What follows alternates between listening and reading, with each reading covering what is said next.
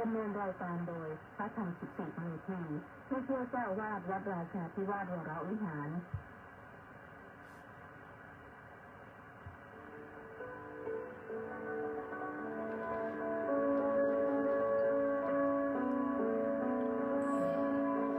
ได้เวลามาฟังพุทธานุภาพเพื่อรับทราบพุทธธรรมคำสั่งสอนเสริมมงคลให้ชีวิตก่อนหลับนอนและพักผ่อนสุขสบายกายใจเพลิน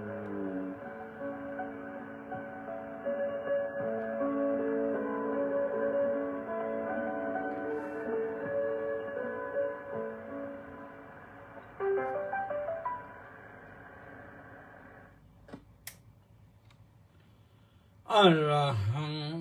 สัมมาสัมพุทโธภะคะวาบุตตังภะคะวันตังอภิวาเดมิสวากขาโตภะคะวตาธัมโมธัมมังนัมมัสสามิสุปฏิปันโนภะคะวะโตสาวกสังโฆสังฆังนามามิขอถวายความนอบน้อมแด่พระรัตนตรัยขอคารวะพระเถรานุเถระเจริญสุขสวัสดีเจริญพรมายังท่านสาธุชนผู้ฟังผู้ชมทุกท่านวันนี้รายการพุทธานุภาพก็มาพบกับท่านทั้งหลายในวันศุกร์ที่20กุมภาพันธ์พระพุทธศักราช2569ขึ้น4ค่ำเดือน4รายการนี้ก็ออกอากาศทางสถานีวิทยุกองพลที่1รักษาพระองค์ AM 1350 กิโลเฮิรตซ์วิทยุเสียงธรรมจากชาวพุทธวัดหทัยนเรศนครปฐม FM 88.25 เมกะเฮิรตซ์วิทยุพระพุทธศาสนาและสังคมวัดศรีทวีนครศรีธรรมราชFM 103.25 เมกะเฮิรตซ์วัดสามชุกจังหวัดสุพรรณบุรี FM 100 เมกะเฮิรตซ์วัดหนองกายจังหวัดเชียงใหม่ป่า102 และ 104.5 เมกะเฮิรตซ์พร้อมด้วยถ่ายทอดสดไปทาง Facebookที่กิตติเมธีมีให้ฟังกันวันจันทร์ถึงวันศุกร์3 ทุ่มถึง4 ทุ่มหรือ21 นาฬิกาไปถึง22 นาฬิกาติดตามฟังกันได้ฟังแล้วก็กดไลค์ด้วยกดแชร์ด้วยแบ่งปันความสุขกัน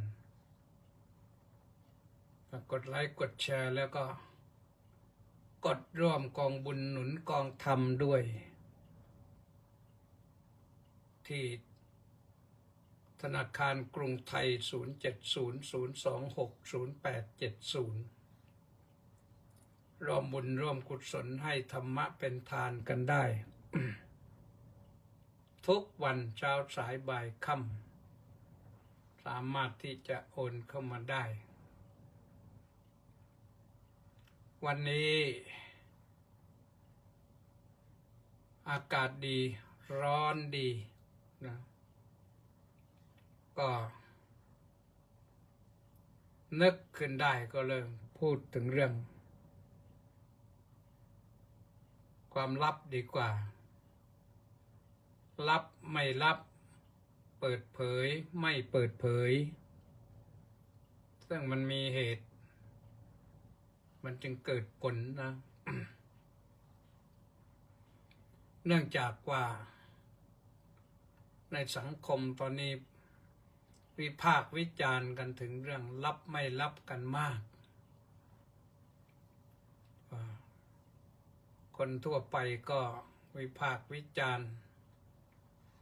ไปถึงผู้หลักผู้ใหญ่ก็ถูกถามว่ามันรับหรือไม่รับอย่างไรก็ในทางพระพุทธศาสนานั้นก็มีทั้งเรื่องรับเรื่องไม่รับนะเพราะว่าพระพุทธเจ้านี่เป็นผู้ที่เปิดเผยแต่พระพุทธเจ้าก็แนะนำเรื่องลับเหมือนกันนะวันนี้ต้องอนุโมทนากับเฉลิมนะเฉลิมจิตรามาศนะและ FC อีก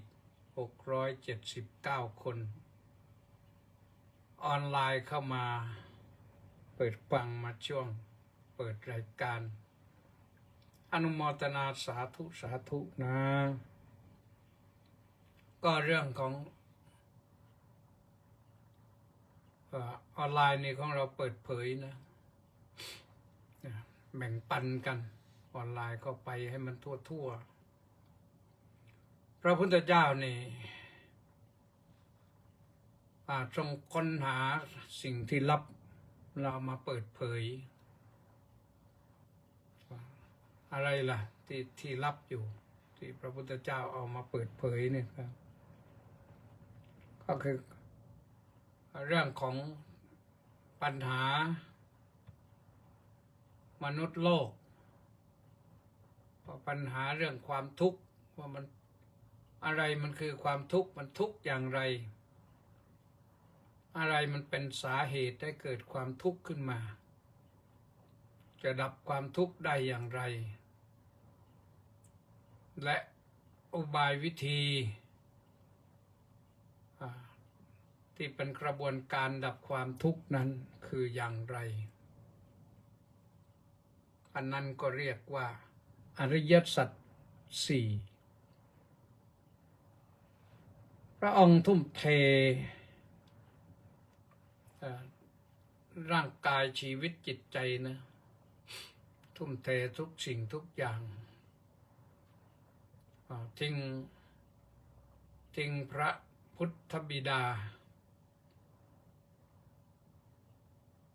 ทิ้งราชสมบัติทิ้งข้าราชบริพารทิ้งพระราชเทวีทิ้งพระโอรส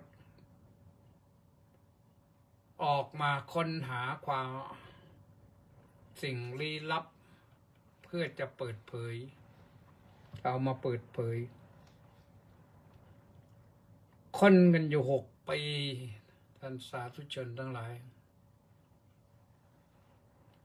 การค้นหาของพระองค์ก็ลักษณะทำงานวิจัยค้นคว้าหาคำตอบเรื่องความทุกข์มันคืออะไรมันมาจากไหนทำไมคนต้องยอมจำนนกับเรื่องความทุกข์มาตลอดกาลนักบวชนักค้นหาก็เยอะคนกันมามากแล้วในอินเดียนั้นสมัยนั้นเขาเรียกว่าชมพูทวีปชมพูทวีปนั้นมีนักค้นคว้าแล้วเขามีสิ่งหนึ่งที่เขารู้กันว่าสิ่งที่ดีที่สุดคือนิพพานอาจจะเรียกต่างกันตามภาษาบางศาสนาเขาเรียกว่านิรวาน นิรวานก็คือนิพพานในพระพุทธศาสนานี่แหละแต่เขาใช้ศัพท์ใช้คำว่านิรวานวานะ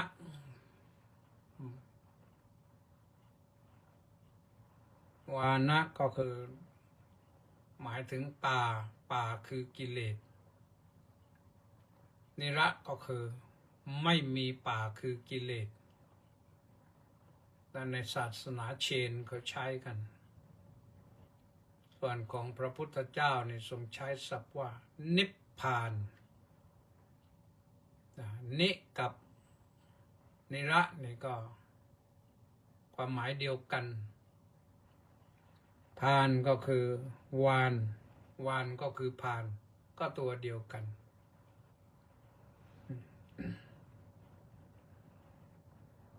เราวิเคราะห์ศัพท์ออกมาว่าเป็นออกจากป่าก็ได้ป่าคือกิเลสออกจากป่าคือกิเลสนี่ก็ออกจากป่าพระพุทธเจ้าทรงค้นพบค้นพบอริยสัจค้นพบว่าทุกข์มันเป็นอย่างนี้เองนะคือสรุปก็คือความไม่สบายกายไม่สบายใจอย่างหนึ่งความทุกข์นะความไม่สบายกายเช่นเจ็บไข้ได้ป่วยก็เป็นทุกข์หรือความไม่สบายใจ เพราะความโลภโกรธหลงมันครอบงำราคะโทสะโมหะมันครอบงำก็เป็นทุกข์ทีนี้มันทุกข์ตรงนี้เนี่ยมันส่งผลออกมาทางร่างกายส่งผลออกมาทางร่างกายก็คือเริ่มส่งผลตั้งแต่เกิดนั่นแหละที่พระพุทธองค์ทรงสรุปไว้ให้ฟังนะชาติปิทุกขาความเกิดเป็นทุกข์ชราปีทุกขาความแก่เป็นทุกข์พยาธิทุกขาความเจ็บป่วยเป็นทุกข์มรณังทุกขังความตายเป็นทุกข์โศกะทุกขาความโศกเป็นทุกข์ปริเทวทุกขาความคร่ำครวญรำไรรำพันเป็นทุกข์ทุกขะทุกขานี่ก็คือความเจ็บป่วยทางกายเป็นทุกข์โทมนัสสุปายาสาปีทุกขาความเจ็บป่วยทางใจความแห้งใจเป็นทุกข์อปิเยหิสัมปโยคะทุกข์เพราะประจวบกับสิ่งไม่เป็นที่รักไม่เป็นที่ต้องการไม่ชอบใจ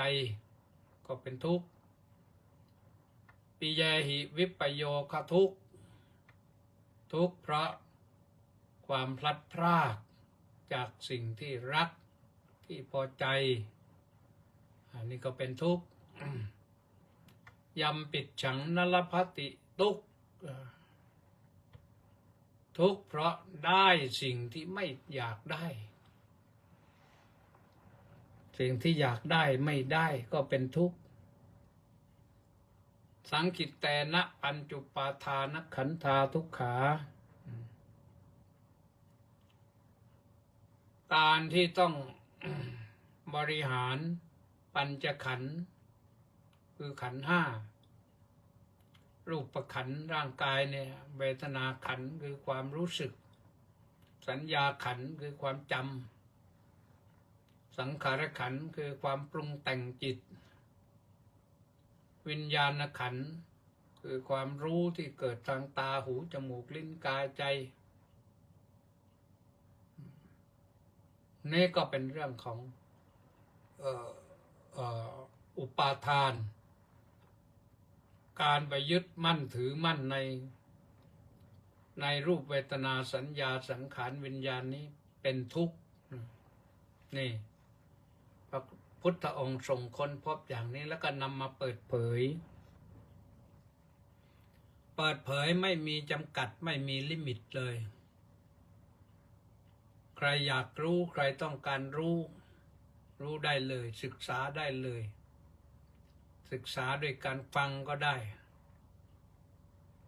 ศึกษาด้วยการเรียนรู้ก็ได้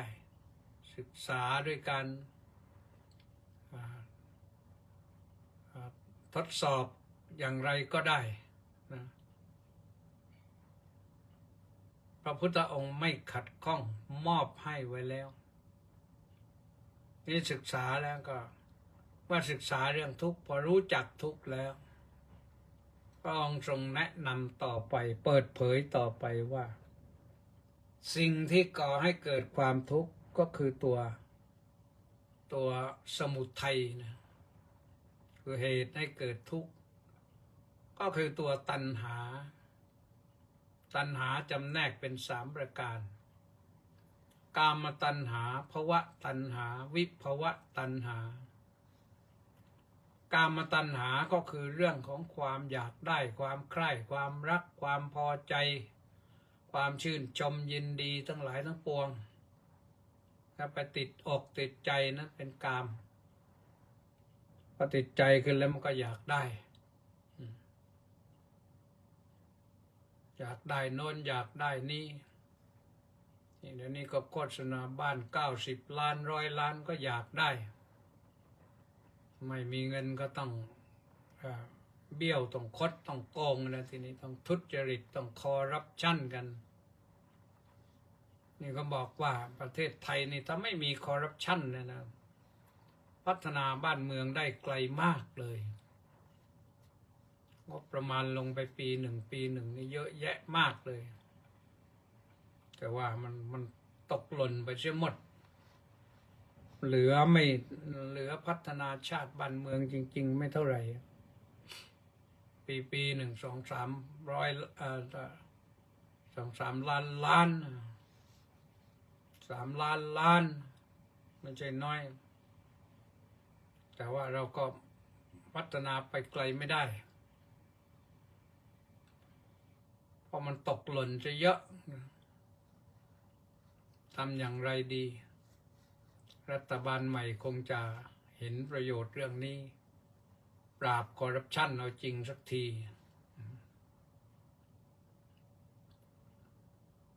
กามตัณหานี่แหละเป็นเหตุนอกจากกามตัณหาและกามตัณหาแล้วภวตัณหาความอยากเป็นอยากมีอยากเป็นนี่ตอนนี้ก็เรื่องก็อยากเป็นนะ อยากเป็นเสนอตัวว่าเราอยากเป็นพอได้มาระดับหนึ่งแล้วก็ชื่นอกชื่นใจดีอกดีใจกันแต่ผู้ที่ไม่ได้ก็เสียอกเสียใจกันก็หาเรื่องโน้นเรื่องนี้เข้ามากลายเป็นเรื่องบอกว่าทุจริตบ้างเป็นอย่างไม่สุจริตอย่างนั้นอย่างนี้ก็ว่ากันไปนะต้องว่ากันไปดูก็เมื่อชาวบ้านเขาไม่เลือกก็ขอให้รู้ตัวว่าเขายังไม่เลือกก่อนยังดีไม่พอต้องทำดีมากขึ้นอันนี้แล้วก็ตัวภาวะตัณหาอยากเป็นสมาชิกสภาผู้แทนราษฎรอยากเป็นสมาชิกสภานิติบัญญัติหรืออยากเป็นสสแต่ไม่เฉพาะอยากเป็นสสหรอกนะอยากเป็นนายร้อยนายพันอยากเป็นระดับนั้นสีนี่ก็อยากทั้งนั้นแหละนะทำดีไปเดี๋ยวมันก็ได้เองนะ วันหนึ่งบุญมาถึงนี่มันห้ามไม่อยู่นะคนที่บุญมาถึงและห้ามไม่อยู่คนที่บุญมาไม่ถึงก็ไม่ต้องเรื่องนี้มันก็ลุกลามมาถึงพระด้วยนะ ผู้ที่บวชเป็นพระแล้วก็อยากเป็นพระครูฐานาอยากเป็นพระครูสัญญาบัตรอยากเป็นเจ้าคุณแล้วก็อยากเลื่อนชั้นขึ้นไปเรื่อยๆอย่างนั้นอย่างนี้นะก็ชั้นมันมีให้เลื่อนนะมันล่ออยู่ข้างบนแต่ที่จริงล่ออยู่ข้างบนเนี่ยเขาต้องการให้ทำหน้าที่กันให้ดีที่สุดนะว่าดีที่สุดความดีเต็มแล้วมันก็สิ่งเหล่านั้นมันไหลทะลักมาเองนะบุญวาสนามาถึงก็มาเองแหละคนไม่มีบุญนี่มันก็ไม่เป็นไม่ได้นะคนไม่มีบุญนี่เป็นไม่ได้โดยเฉพาะอย่างยิ่งเรื่องเป็นพระราชาคณะเนี่ยคนไม่มีบุญเนี่ยก็อยู่มาเป็นอย่างนั้นอย่างนี้ก็อยู่ไปพอเป็นพระราชาคณะไม่กี่วันมรณภาพเลยตายนั่นแหละนะนี่เรียกว่าไม่มีบุญเพราะว่าการเป็นพระราชาคณะนี่มันก็ต้องมีพระผู้น้อยนับถือพระผู้มีศีลกราบไหว้ผู้ใหญ่ที่มีศีลท่านก็กราบไหว้เพราะฉะนั้นอยู่ยากนะอยู่ยากพระพุทธเจ้าเปิดเผยอริยสัจนี่นะยังมีอีกข้อหนึ่งอยากจะไม่มีไม่เป็นหรือไม่อยากมีไม่อยากเป็นถ้ามันเป็นก็เป็นแต่ไม่อยากคนไม่อยากเป็นนี่มันเป็นทุกข์เดือดร้อนนะพอเป็นนะก็ลำบากเหมือนกันนะท่านผู้นั้นก็ลำบากเหมือนกันคือท่านไม่อยากเป็นแต่มันต้องเป็นนะพอต้องเป็นก็เดือดร้อนเหมือนกันคืออยากจะไม่เป็นหรือไม่อยากเป็นไม่อยากเป็นก็อยากตายเท่านั้นนะนั่นเรื่องตัณหาเรื่องเหตุให้เกิดความทุกข์อยากได้อยากมีอยากเป็นถ้าอยากพอดีพองามมันก็พออยู่ได้อยากแรงกล้าเกินมาทนไม่ได้ก็เป็นทุกข์เดือดร้อนต้องดิ้นรนขวนขวายแสวงหาทีนี้แหละมันก็เกิดความทุกข์ขึ้นมา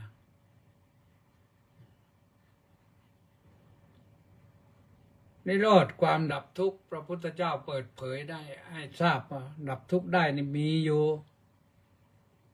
การดับทุกข์ได้เนี่ยก็ต้องดับนี่แหละดับเหตุให้เกิดทุกข์นี่แหละดับตัณหาทั้ง3ประการให้ได้อย่าไปยึดติดมันอย่าไปอาลัยมันอย่าไปห่วงใยมันชีวิตอยู่ได้ก็ได้ไม่เป็นปัญหาเกิดมาแต่นึกถึงว่าคนที่ในประเทศอื่นๆดิอย่างพระนี่นะเนี่ยประเทศอื่นๆที่ก็ไม่มีสมณศักดิ์เขาก็อยู่ได้ประเทศอื่นๆคนในชาติอื่นๆที่เขาไม่มีพระเขาไม่มีสมณศักดิ์เขาอยู่ได้อายุยืนนานด้วยก็มีนะเป็น100 ปีก็มีเหมือนกันคนญี่ปุ่นก็ว่าอายุยืนเยอะเป็น100 ปีมีเยอะกว่าเพื่อนแต่ว่าอันนั้นด้วยเหตุผลด้วยประการอื่นๆด้วยแหละนะแต่ที่สำคัญก็คือถ้าไม่อยากให้มันเป็นทุกข์ก็ดับตัณหาเสียให้ได้ทีนี้จะดับอย่างไรก็ไปถึงอริยมรรคนะทำความเห็นให้ถูกต้องคิดให้ถูกต้องพูดให้ถูกต้องทำให้ถูกต้องประกอบอาชีพให้ถูกต้องใช้ความเพียรพยายามให้ถูกต้องตั้งสติให้ถูกต้องแล้วก็ฝึกจิตให้มีสมาธิอย่างถูกต้อง นี่เรียกว่าสัมมาทิฏฐิสัมมาสังกัปปะสัมมาวาจาสัมมากัมมันตะสัมมาอาชีวะสัมมาวายามะสัมมาสติสัมมาสมาธินี่แหละพระพุทธเจ้าทรงเปิดเผย ไม่มีความลับแต่ถามว่าสิ่งที่พระองค์ตรัสรู้แล้วไม่ได้เปิดเผยมีไหมมีเยอะแยะแต่ถามมาทำไมต้องไม่ได้เอามาเปิดเผยไม่จำเป็นต้องเปิดเผยเปิดเผยไปก็ไม่เป็นประโยชน์ที่เขาคิดกันเรื่องโน้นเรื่องนี้ก็คิดถึงเรื่องปรัชญาพระพุทธเจ้าก็รู้หมดตอบได้หมดแต่ทรงเห็นว่ามันไม่เป็นประโยชน์กับชีวิตกับอายุของเราที่เท่านี้ไปศึกษาปรัชญาอยู่มันก็ไม่ได้อะไรแต่ถ้าศึกษาแล้วเข้าใจถ้ามาแก้ปัญหาได้ก็ยังพอได้ประการที่สองที่พระพุทธองค์ตรัสรู้ค้นพบนะก็คือสามัญลักษณะสามัญลักษณะคืออะไรก็คือเรื่องอนิจจังทุกขังอนัตตาสามประการทุกสิ่งทุกอย่างสังขารธรรมทั้งหมดแม้แต่ฝุ่น PM 2.5 ก็ตกอยู่ในอนิจจังทุกขังอนัตตาภูเขาศิลาแท่งทึบก็ตกอยู่ในอนิจจังทุกขังอนัตตาโลกใบนี้ทั้งโลกก็ยังอนิจจังทุกขังอนัตตาอนิจจังคือความไม่เที่ยงทุกขังคือแปรปรวนอนัตตาคือไม่มีตัวไม่มีตนลองค้นหาดูเถอะมันไม่มีพระบาทสมเด็จพระจอมเกล้าเจ้าอยู่หัวทรงพระนิพนธ์ไว้ว่าวัดเซอวัตนาเยวะทุกสิ่งทุกอย่างเนี่ยหรือสังขารน่ะมันไม่เป็นไปในอำนาจของใครเพราะใครบังคับบัญชาไม่ได้อัตตวิปักขภาวะโตแย้งต่ออัตตาแย้งต่ออัตตาคือมันตรงข้ามกันนะมันขัดกันแย้งกันสุญญตัสสะว่างเปล่าทั้งฝุ่นทั้งขี้ฝุ่นทั้งลอกทั้งใบเนี่ยมันเป็นว่างเปล่าคือถ้าค้นมาแล้วถ้าทดสอบดูแล้วเนี่ยมันจะพบแต่ความว่างเปล่าและเรื่องนี้นี่เพื่อเปรียบเทียบให้เห็นทางวิทยาศาสตร์ที่เขาค้นพบเนี่ยค้นพบอันดับแรกค้นพบอะตอมเนี่ยมันสมัยก่อนถือว่าเล็กสุดพอหลังจากอะตอมก็มาค้นพบว่าในอะตอมนั้นก็มีนิวเคลียสนิวเคลียสจึงเล็กกว่าอะตอมนิวเคลียสก็เชื่อกันมานานก็มาค้นพบอีกว่าในหนึ่งนิวเคลียสมันก็มีอิเล็กตรอนโปรตอนนิวตรอนมี3อย่างอีกวิ่งอยู่ก็ถึงตรงนี้ก็ยังไม่มีใครค้นพบลึกไปกว่านั้นก็คงจะคล้ายๆกับที่พระพุทธเจ้าทรงค้นพบแต่รูปกลาบเลยแล้วไปถึงอนูไปถึงปรมาณูและสุดท้ายในหนึ่งปรมาณูนั้นมันก็มีอนิจจังทุกขังอนัตตาอยู่ในหนึ่งปรมาณูนะปรมาณูมันเล็กสุด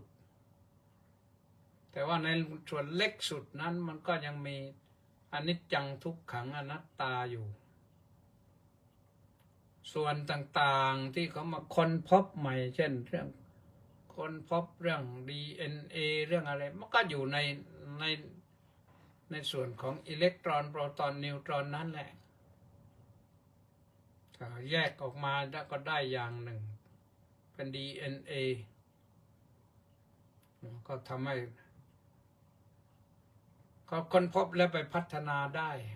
นี่เขาเปิดเผยนะวิทยาศาสตร์ที่เขาเปิดเผยลักษณะเหมือนพระพุทธเจ้านั่นแหละแต่พระพุทธเจ้าเปิดเผยทั้งรูปธรรมทั้งนามธรรมส่วนวิทยาศาสตร์นั้นเปิดเผยได้เฉพาะรูปธรรม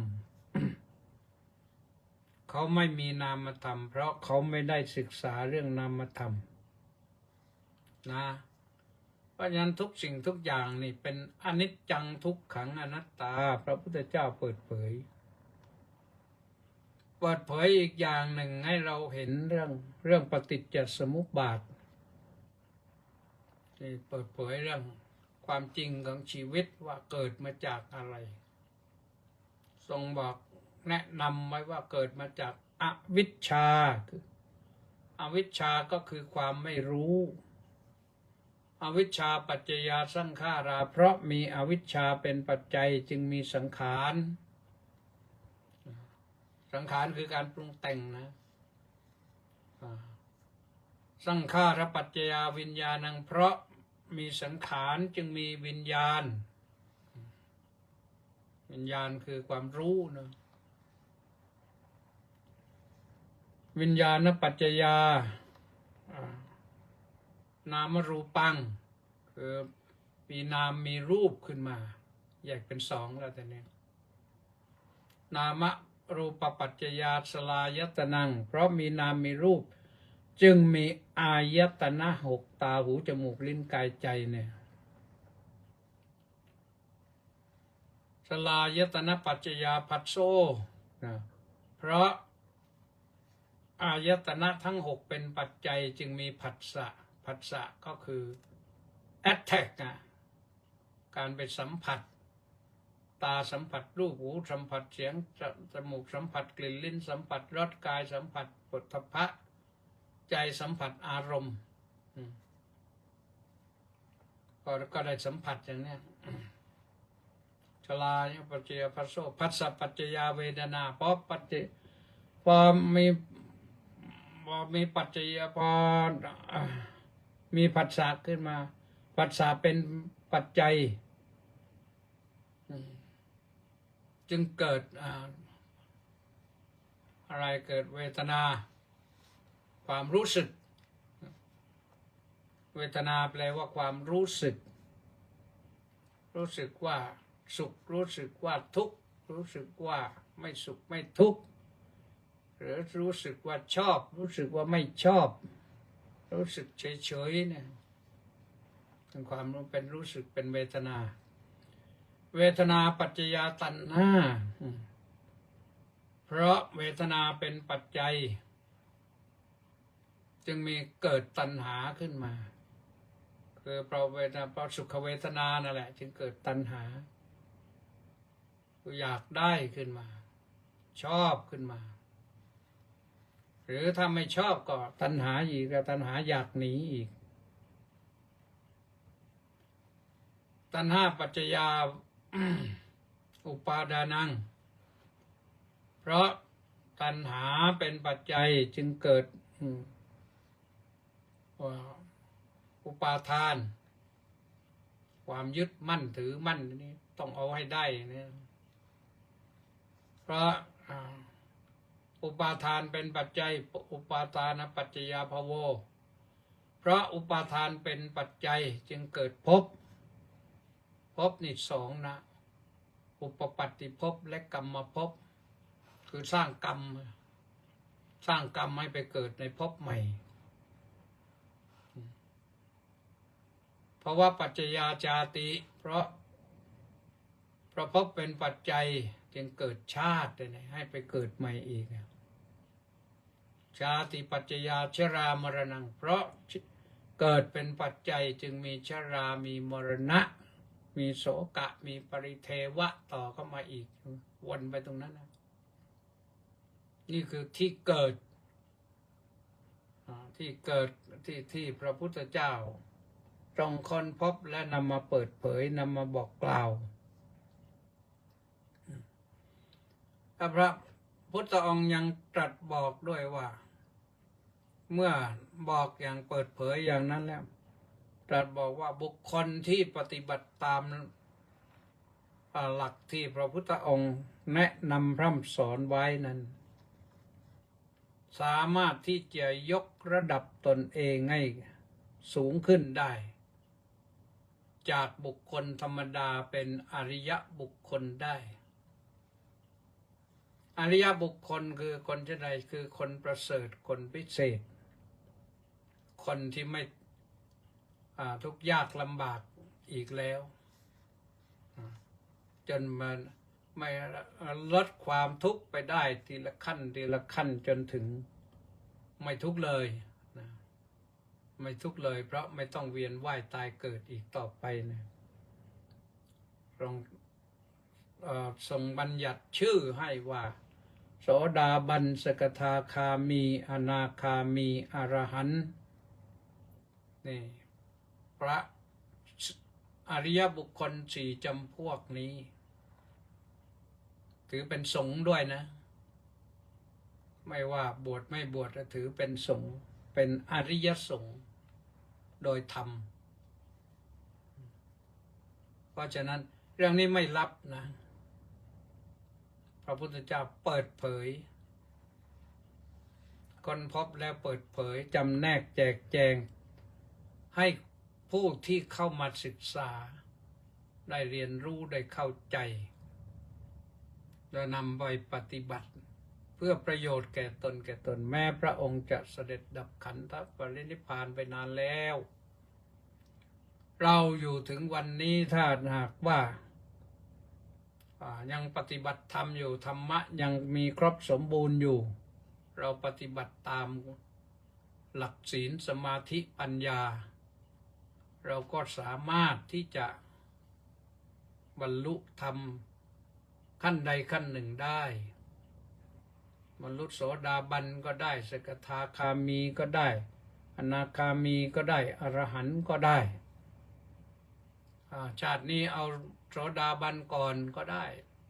ชาติต่อไปตั้งใจไว้ว่าจะได้สกทาคามีและตั้งจิตอธิษฐานต่อไปเรื่อยๆขอให้ได้บรรลุอนาคามีและสุดท้ายขอได้บรรลุอรหันต์อย่าไปอธิษฐานขอเป็นพระพุทธเจ้านะถ้าเป็นอริยบุคคลแล้วไม่ได้ถ้ายังเต็มไปด้วยกิเลสนี่ขอเป็นพระพุทธเจ้าได้นะนี่คือเรื่องที่พระพุทธเจ้าเปิดเผยนะแต่ว่าในส่วนพระวินัยนี่เรื่องลับก็มีนะเรื่องลับที่เป็นลับก็คือลับพระพุทธองค์ทรงกำหนดไว้เหมือนกันเช่นเวลาพระประชุมกันหรือตกลงกันแล้วว่าเรื่องนี้จบเท่านี้นะไม่เอาเรื่องราวที่วิเคราะห์วิจัยกันไปวิพากษ์ในที่อื่นจบให้เป็นจบเป็นเรื่องพระวินัยเนี่ยใครเอาเรื่องที่คนพระเถระผู้คณะกรรมการที่จะไปตัดสินทางพระวินัยเนี่ยท่านอาจจะวิพากษ์วิจารณ์ไปอย่างนั้นอย่างนี้ตั้งข้อสังเกตข้อสงสัยไปอย่างนั้นอย่างนี้แล้วก็เอากันว่าตัดสินแล้วก็ให้จบลงตรงนั้นทำไปทำมาปรากฏว่าคนที่อยู่ในที่ประชุมนั้นนะไม่รู้ช่วยเทกระโถนหรือเปล่าหรือเป็นท่านผู้ใดเลิกประชุมแล้วท่านเอาไปพูดอีกอย่างนั้นถือว่าผิดนะ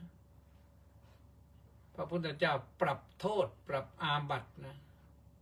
ปรับโทษขั้นให้เด็ดขาดนะถ้าว่ารับแล้วก็คือรับ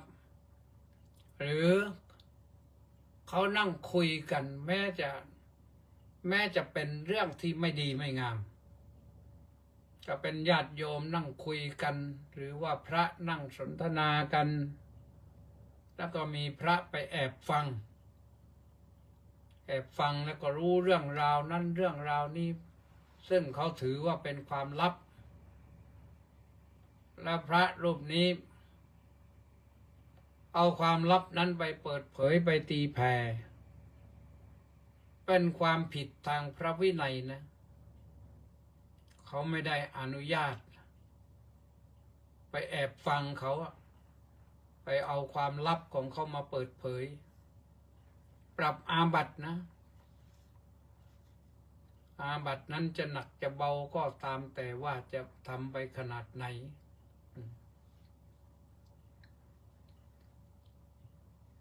คำว่าลับนั้นในทางพระพุทธศาสนาใช้คำว่าระโหคือที่ลับหรือสันลีนะก็ได้ลับนะอันนี้เป็นภาษาลับในเรื่องการอยู่ในที่ลับอย่างพระอยู่ในที่ลับอย่างนี้ท่านบำเพ็ญสมณธรรมอยู่ในที่ลับอย่างนี้มากจะใช้คำว่าตัวหลังนะสันลีนะแต่ถ้าราโหนี่ว่ารับทั่วไปราโหแต่ไม่รู้เหมือนกันว่าที่ขัดชุระโหนี่เขาแปลว่าอะไรขัดชุระโหที่อินเดียนะที่นั่นเนี่ยมันจะขัดชุระโหแปลว่าเปิดเผยความลับหรือเปล่าไม่รู้เพราะว่าที่นั่นเนี่ยเขาสร้างศิลปกรรมที่แกะสลักหินที่แกะสลักหินที่คนไปมีเพศสัมพันธ์กันเนี่ยเป็นมิวชวลเซ็กบ้างซิงเกิลเซ็กบ้างเต็มไปหมดหลังใหญ่ๆด้วยนะมีเป็นร้อยเป็นพันรูปพวกเขาแกะสลักกันเขาสุดยอดจริงๆเคยไปดูแล้วทีแรกๆเราไปถึงดูแทบไม่ได้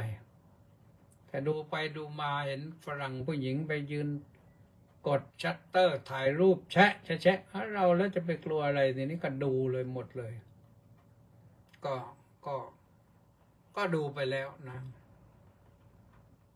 ก็นึกถึงเรื่องนี้นะก็นึกถึงเหมือนกัน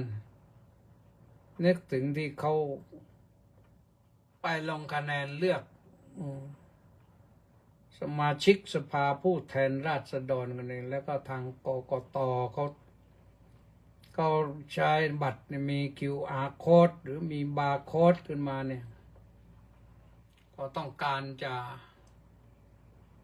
ทำรหัสเรียกว่ารหัสนะเพื่อตามสืบสวนได้ว่าใครทำอะไรนอกเหนือจากนั้นแต่ทีนี้ว่ามันเกิดข้อโต้แย้งกันขึ้นว่าโอ้อย่างนี้มันไม่ลับสิจะลับยังไงจนกระทั่งไม่ว่าคนทั่วไปหรือว่าผู้หลักผู้ใหญ่ถามไปท่านก็ตอบรับก็ได้ไม่รับก็ได้เป็นอย่างนั้นอย่างนี้นะที่จริงแล้วอาตมาภาพเองนี่ก็ฟังอยู่เหมือนกันแล้วก็นึกเหมือนกันนะก็ทำให้มันลับใครไปทำเปิดเผยขึ้นมาก็คนนั้นถือว่ามีความผิดนะก็เป็นความลับของเขาเป็นล่วงรู้ของเขาทำไมกกต.ท่านทำเป็นเรื่องลับแล้วใครคนใดคนหนึ่งไปล่วงรู้นี่ก็ถือว่าคนนั้นผิดนะไปพยายามขวนขวายพยายามเปิดเผยความลับเขาก็ถือว่าผิดนะตามกฎหมายไม่รู้ผิดหรือเปล่ารัฐธรรมนูญไม่รู้ได้ผิดหรือเปล่าแต่ถ้าทางพระวินัยเนี่ยถือว่าผิดนะคนไปทำอย่างนั้นนะแล้วก็คนที่ออกมาเปิดเผยก็มีไม่กี่คนนะที่เปิดเผยว่ามันไม่ลับนะบอกมาสิว่าใครไปเห็นไปทำมาแล้วก็กกต.ก็ต้องแจ้งจับคนนั้นนะมาปรับโทษเสียเพราะว่า ไปทำความลับเพราะเขาให้แตกไปเปิดเผยของเขาสิ่งที่เขาคนไทยตั้งอะไรเกือบประมาณ50 ล้านคนบางทีเขาไปลงคะแนนกันเกือบ50 ล้านคนเนี่ยเขาไม่เดือดร้อนอะไรเลย แต่มีคนไม่กี่คนนะที่เดือดร้อนกันอยู่เนี่ยก็ทำให้ปั่นป่วนไปหมดทำไปทำมาการเลือกตั้งสมาชิกรัฐสภาสมาชิกสภาผู้แทนราษฎรเนี่ยมันจะล่มคลืนลงไปอีกมันไม่ใช่นะมาว่าไม่ใช่นะในความรู้สึกแต่ว่าตามหลักทางพระพุทธศาสนานี่ไม่ใช่มันผิดคนเดียวเท่านั้นแหละผิดคนเดียวที่ไปเปิดเผยความลับนั่นแหละคนนั้นนะต้องรับโทษต้องรับกรรมต้องอย่างนั้นถ้าไม่งั้นแล้วก็เราก็ไม่ต้องทำอะไรกันมีแต่เลือกสสกันอย่างเดียวพอปีทั้งปีเดี๋ยวก็ไปลงคะแนนเลือกโน่นเดี๋ยวไปลงคะแนนเลือกนี้ก็ไม่ต้องทำมาหากินอะไรกันนะอาตมาว่าอย่างนั้นนะตั้งหน้าตั้งตาทำมาหากินดีกว่านู่นญี่ปุ่นก็ได้รัฐบาลไปแล้วได้นายกไปแล้วเลือกวันเดียวกันนะ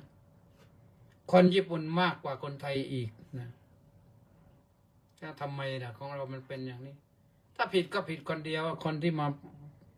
มาแฉว่ามันไม่รับเนี่ยคนที่มาแฉนั้นไปส่องดูหรือเปล่าเอาโทรศัพท์ไปกดอะไรคิวอาร์โค้ดก็หรือเปล่าไปกดบาร์โค้ดก็หรือเปล่ามันทำให้เกิดเห็นอะไรขึ้นมาเนี่ยนะก็น่าคิดเหมือนกันตั้งหน้าตั้งตาพัฒนาประเทศชาติบ้านเมืองทโยมนะพระพุทธเจ้าเปิดเผยสิ่งที่ดีงามให้เราแล้วนะเรามาพัฒนากันดีกว่าอยู่ไปให้มันได้ประโยชน์เพิ่มขึ้นถ้าใช้หลักทางพระพุทธศาสนาก็ไม่มีอะไรมากหรอกเรื่องเล็กน้อยจุดเล็กน้อยนิดเดียวให้มันเสียหายไปถึงบ้านถึงเมืองเสียงบประมาณจะไปเลือกใหม่ก็ต้องเท่าไหร่5-6 พันล้านอีกไม่ใช่ง่ายจริงอยู่และการเลือกใหม่ก็คือเงินมันสะพัดอีกแต่ว่ามันก็เสียเวลาในการพัฒนาชาติบ้านเมืองเราร่วมกันทางบ้านเมืองทางศาสนาช่วยกันพัฒนาประเทศชาติของเราก็จะได้ไปไกลๆทันโลกเขาบ้างเขาก็ให้สมญานามว่าเสือพิการและเราประเทศไทยเนี่ยเป็นเสือพิการอันนั้นมันเสือพิการนะโน่นมันเสือเชียงใหม่นู่นพิการเสียชีวิตไปแล้วตั้ง70-80 ตัวนู่นก็เสือประเทศไทยเนี่ยอย่าพิการให้มันนานนักเลยนะก็ใครมีหน้าที่ใครได้รับการเลือกไปแล้วก็ไปทำหน้าที่ทางผู้ที่รับผิดชอบในเรื่องนี้ก็ประกาศตุ้มไปเลยผ่านแล้วเรียบร้อยไปตั้งรัฐบาลจะได้ทำหน้าที่กันต่อไปนะถ้ากกต.ไม่ประกาศก็ยังทำงานไม่ได้โอ้ยังหลายขั้นหลายตอนนะฝากพระก็เป็นห่วงบ้านเมืองเหมือนกันนะแต่นี่พอดีพูดถึงเรื่องอาการเปิดเผยความลับของพระพุทธเจ้าสิ่งที่มันลับมากๆพระพุทธเจ้าเรียกว่าไขปริศนาออกมาให้แล้วเรามาปฏิบัติกันแล้วก็จะได้ประสบพบกับความสุขความเจริญทันโลกทันเหตุการณ์ก็แน่นอนนะวันนี้ก็ว่าไว้สักเท่านี้นะต่อไปก็จะได้อ่านรายชื่อผู้ที่เข้ามาทางเฟซนะก็อย่าลืมนะอย่าลืมกดไลค์กดแชร์